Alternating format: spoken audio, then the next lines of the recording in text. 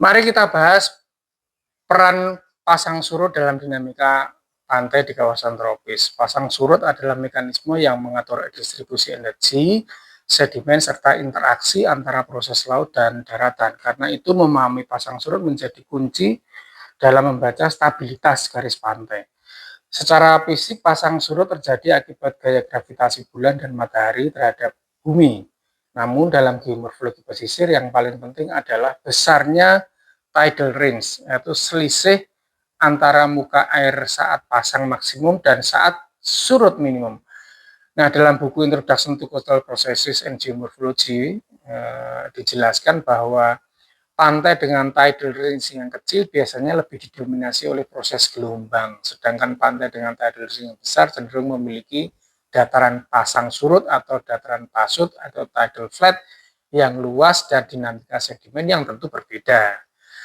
Marfai and King dalam artikel Potential Vulnerability Implication of Coastal Inundation due to Sea Level Rise for the Coastal Zone of Semarang ini menunjukkan bahwa dinamika pasang surut memiliki peran penting dalam memperluas area genangan pesisir di kawasan Semarang. Penelitian tersebut menunjukkan bahwa kombinasi pasang maksimum, penurunan muka tanah, kenaikan muka air laut menyebabkan dengan genangan rob semakin sering terjadi dan jangkauannya semakin luas. Studi kami yang lainnya di tahun 2011 tentang kerentanan pesisir Jawa juga menunjukkan bahwa ketika pasang tinggi terjadi bersamaan dengan gelombang dan penurunan tanah, energi laut dapat masuk lebih dalam ke daratan dan ini akan memicu banjirop, mempercepat degradasi lingkungan dan perubahan garis pantai. Nah, dalam konteks geomorfologi, pasang surut ini fungsinya penting untuk redistribusi sedimen.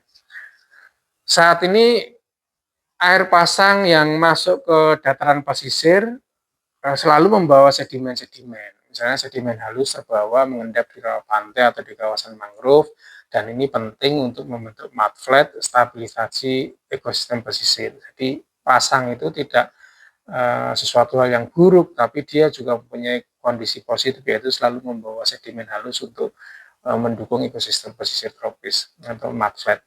Itulah sebabnya banyak ekosistem mangrove berkembang pada wilayah dengan pasut yang aktif. Nah, tanpa suplai sedimen yang dibawa oleh air pasang, tentu mangrove tidak bisa menyesuaikan dengan cepat, dengan baik apabila ada kondisi muka air laut yang dinamis tersebut. Nah, dalam perspektif pengelolaan wilayah pesisir, pelajaran pentingnya adalah bahwa pasang surut atau pasut harus dipahami sebagai proses sistemik, bukan sebagai sekedar variabel hidrografi.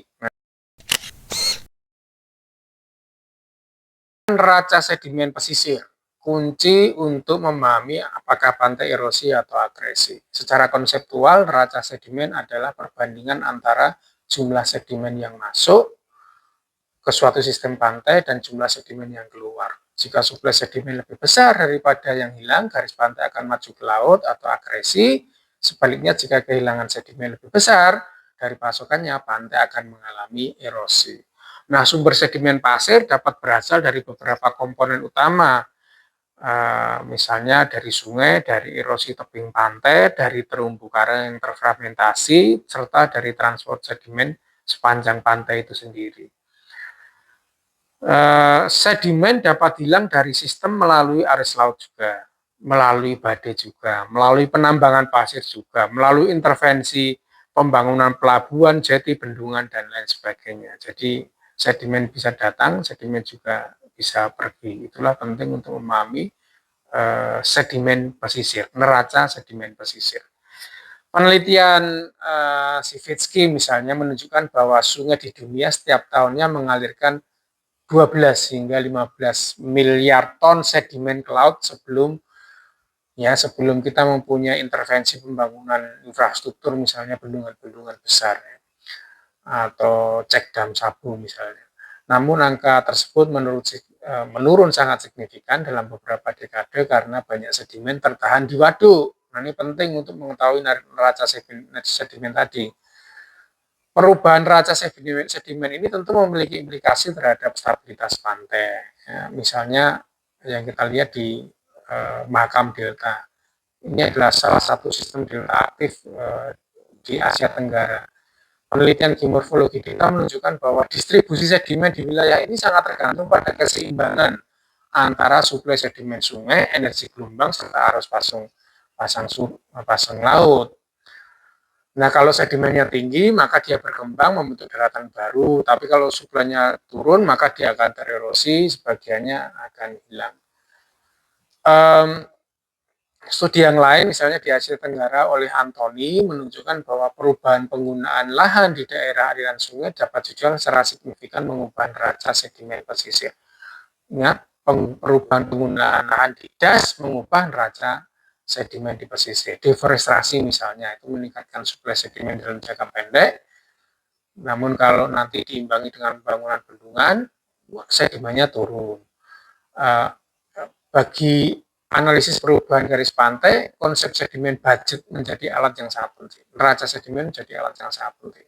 Karena dengan menghitung sumber, jalur transportasi, dan kehilangan sedimen, kita dapat menjelaskan apakah erosi yang terjadi itu sebenarnya sifatnya lokal, regional, sistemik, atau bagaimana. Coastal erosion versus coastal aggression. Mengapa sebagian pantai kehilangan daratan, sementara yang lainnya bertambah daratannya. Perubahan garis pantai tidak pernah seragam. Dalam satu kawasan pesisir saja, kita bisa menemukan ada desa yang kehilangan daratan dan abrasi, sementara di desa sebelahnya, di beberapa kilometer sebelahnya, justru ada penimbunan atau penambahan daratan. Fenomena ini disebut dengan coastal erosion dan coastal aggression. Dynamic equilibrium. Secara ilmiah, perbedaan ini hampir selalu berkaitan dengan keseimbangan energi laut dan ketersediaan sedimen. Coba kita lihat lagi bukunya Sherman, Coast, Form, Process, and Evolution. Di situ dijelaskan garis pantai bergerak mundur ketika energi gelombang dan arus lebih besar dibandingkan suplai sedimen. Dan demikian pula sebaliknya. Kalau sedimennya yang datang lebih banyak daripada yang terangkut keluar, maka pantainya akan terus berkembang ke arah laut atau membentuk delta atau garis pantainya maju. Nah, secara global, misalnya kita lihat analisis citra satelit multi dekade yang dipublikasikan oleh European Commission Joint Research Center menunjukkan sekitar 24% garis pantai berpasir di dunia itu mengalami erosi, sementara sekitar 28%-nya mengalami agresi, dan sisanya relatif stabil. Temuan ini menegaskan bahwa perubahan pantai adalah fenomena yang sangat dinamis dan bervariasi. Salah satu faktor kunci yang menentukan apakah pantai mengalami erosi atau agresi adalah arah dan kekuatan transport sedimen sepanjang pantai. Jika suatu wilayah berada di sisi downdrift, yaitu bagian yang kekurangan suplai sedimen, maka erosi lebih mungkin terjadi. Tapi sebaliknya, kalau di lokasi yang menjadi akumulasi sedimen, maka pertumbuhannya pantai akan lebih banyak terjadi. Contoh yang kadang-kala kita sering sampaikan, misalnya di Mahakam Delta. Delta ini memiliki suplai sedimen besar dari Sungai Mahakam, sehingga terus terbentuk. Nah, dari pengamatan citra satelit dalam beberapa dekade terakhir, Delta Mahakam misalnya juga mengalami pertumbuhan daratan atau progradasi, sementara bagian lain mengalami erosi. Jadi bentuknya berubah-ubah. Ada sini erosi, sini agresi, sini sedimentasi, sini erosi, sini sedimentasi, sini berubah-ubah. Penelitian delta dan pesisir tropis oleh Anthony menunjukkan bahwa sistem delta sering memperlihatkan pola kontras. Satu sektor bertambah luas karena pengendapan sedimen, sementara sektor lain kehilangan karena energi gelombang yang dominan. Faktor manusia juga berperan penting untuk mengubah keseimbangan tersebut, misalnya pembangunan pelabuhan, reklamasi, tanggul, atau growing itu mengubah jalur transport sedimen alami. Nah, selain itu, perubahan iklim juga ikut memperkuat dinamika ini. Misalnya kenaikan muka air laut global yang diperkirakan sekitar berapa? Misalnya 3 mm lah per tahun menurut laporan Intergovernmental Panel of Climate Change. Ini memperluas peluang erosi di banyak kawasan pesisir tentunya, dan kita harus aware dengan ini.